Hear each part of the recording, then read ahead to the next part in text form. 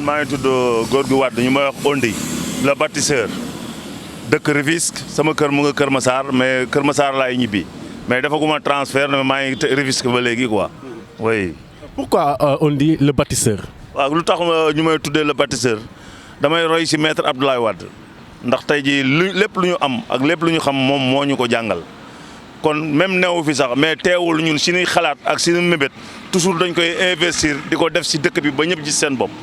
looloo waral tey jii bu ñu fekkee espace boo xam ne yàqu na boo xam ne kenn soxlawu ko ñu defar ba ñëpp di ko jariñoo waaw dinañ defar ay pont dinañ defar ay monument dinañ defar ay espace vert dinañ def ay garde-fou yoo xam ne day ànd ak garde-fou ba en même temps mu nekk milieu boo xam ne nit mun na toog genre arrêt car nit mun na ñoo toog xaar ba oto jot mu yéeg ci dem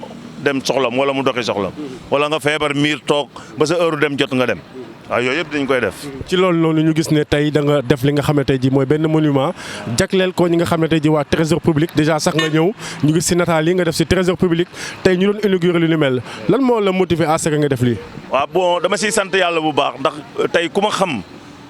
ne man lu baax rek laay def lu baax laay dox kon su ma mënee fi may liggéey fi may def ay action yu bari yoo xam ne si yeneen gox la. rawatina sama fi may liggéey sama taraanga nekk fa muy trésor public mu nekkoon milieu boo xam ne tey ñu bari dañ daan ñëw di laajte trésor muy mag muy ndaw maanaam dafa ruxe ndax impôt moo nekk fii mais trésor dafa ruxe si biir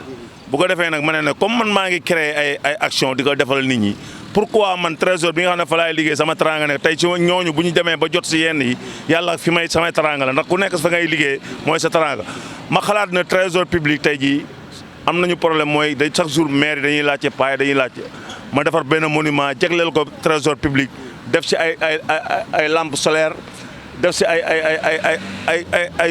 exemplaires yu bari yoo xam ne tey de ku ñëw ne di nga xam ne fii mooy trésor public jaratul mag di laajte wala xale di laajte même guddi day lampe solaire bi day tàkk def ko pour population Tëngéej ak population Sénégal ndax réew mënoon naa ne trésor am na budget yor nay milliards wala nag non du problème boobu ndax nit ku nekk fi ngay liggéey fa nga mooy sa teraanga mais teewul lu baax boo koy def bu si xool ki yor ak ku yorul man yooyu ça ne m'intéresse pas man li ma intéressé mooy fekk loo xam ne ñëpp ko waroon defar wala kenn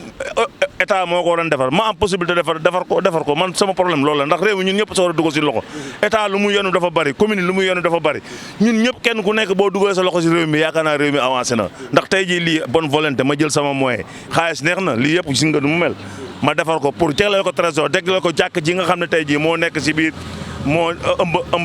ëmb monument bi ndax jàkk la fii dañ fiy jullee juma tey bi ñu jullee juma ba pare si leen def inauguration bi jébbal leen ko jébbal waa jàkka ji seen i garde-fou ak seen i décoration vert blanc mu drapeau l'islam